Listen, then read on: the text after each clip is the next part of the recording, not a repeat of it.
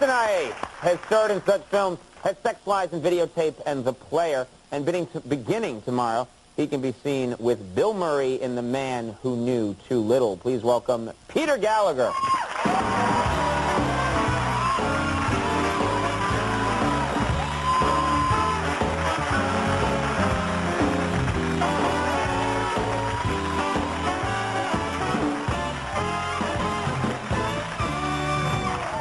Thanks for coming back on the show. Oh, it's good to be back. Especially since last time, I don't know if you recall. Yeah, I'll never forget it. Yeah. Last time Peter was on the show, we had a fire in NBC that day before, okay. And this studio, I think, burned to the ground and was completely destroyed. And we did our show out of the Today Show set. And Andy and I wore V-neck sweaters, and it was a big fiasco, but you were a good sport about the whole thing. Well, the show had to go on. It was a little rough. I think Bryant, Katie, and Matt used up most of the comedy in that room before we got there. Yeah, right. All the best sketches had already been done, but we forged ahead. Kind of felt like a little doggy in the window. Yeah, but it was a freak show. But this is an exciting project for you. You're working with Bill Murray. Bill Murray, I play his brother, and you know, and he's a great guy. He's like, it's a very funny movie. He's so funny. I'm not funny. He's funny. He's really funny. But you provide the dryness that allows him to be funny. Is that what I'm going for here? Yeah, that's good. Trying to help you out somehow. Nah, beyond that point. Yeah, it's all downhill. Yeah, I set it up. He comes to visit me in London, and it's so funny. He's so funny. What's he like? What's he like when you're just hanging around with him?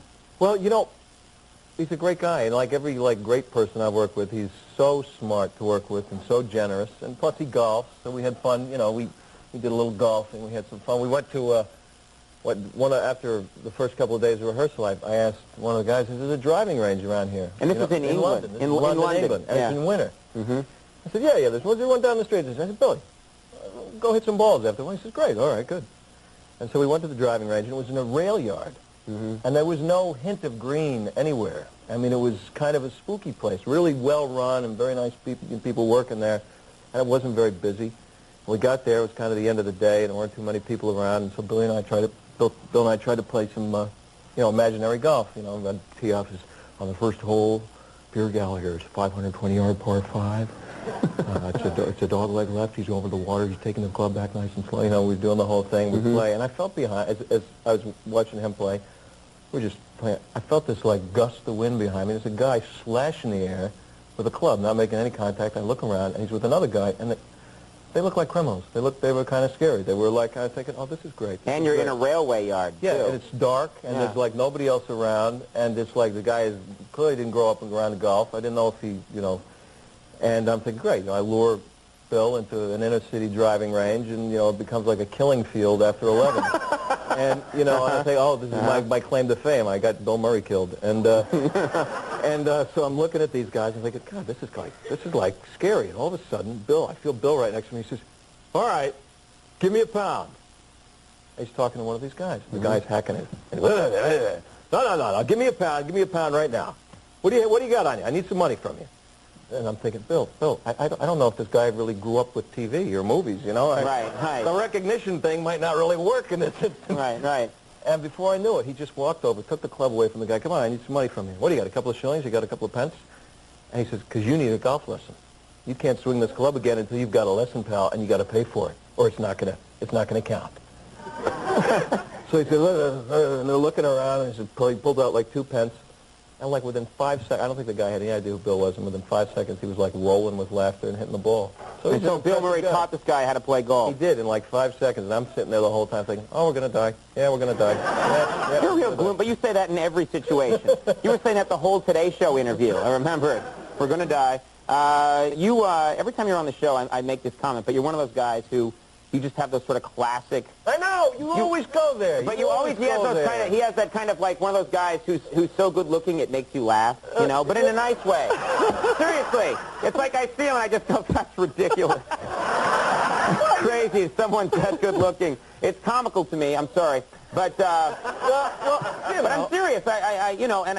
And you're one of those people. It's maddening to me who claims that you, yeah, but I was a real geek. Well, in school. I was. I see. You don't believe me, but you know, I don't. I think you always got the girl. It's not true. I was when I was growing up. You know, my eyebrows, my lips were the same size, and my face was smaller. You know, and I was blind, so I had these. You know, so I still think of myself as this, you know, total dweeb. You had to grow into those features? Absolutely. In fact, I brought a picture this time, and it's not even with the glasses. This is what is this, high school? Yeah, it's like I was working at a wedding. You know? You know? Right. So thank God for your makeup department here. That's all I can say. He was tweezing for about an hour and a half. Hey, guys, they broke the monobrow. It was very good. Yeah, it keeps threatening to return.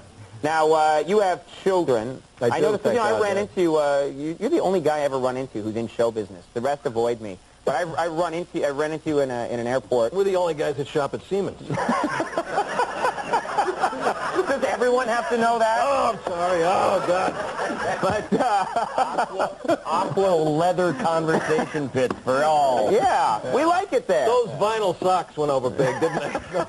I still enjoy mine, but you have 2 kids, am I right? Yes, I do, yeah. The 7-year-old and a 4-year-old. A 7-year-old and a 4-year-old? 4-year-old, yeah. Do you, because you're traveling constantly, you know, for your film work, do you take them with you? Do you leave them behind? How does it work? Oh, yeah, no, we have like a 2-week rule where we're never apart for more than 2 weeks. So if I come back. Sometimes it got stretched a couple times to 3 weeks, but because otherwise it's too weird, you know. You can go off and never land. And so if I got to come back, or they come with me, and you know, so they travel with me. They've been all over movie sets and all over the place. We were down about, I guess about 3 years ago. My son, who was 4 then, we were down in Austin, Texas, and you know, you go to all these different parts of the country, and it's really great. And we were driving in the car, and on the radio there's this song. I like it, I love it, I want some more of it. I try, and it's going on, and I was laughing at my wife. And my son peeps up from the back and says, I know what they're singing about. How old is he again? He's 4. He's 4 4. years old. I'm driving, and my wife is over there, and I look at each other. And my wife says, well, oh, really, Jamie? Oh, what are they singing about? Easy.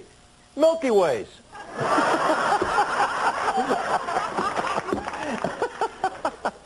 The best thing he can imagine. Oh, there couldn't be anything else. I like it. I love it. I want some more of it. Oh. It's a no-brainer. Oh, man.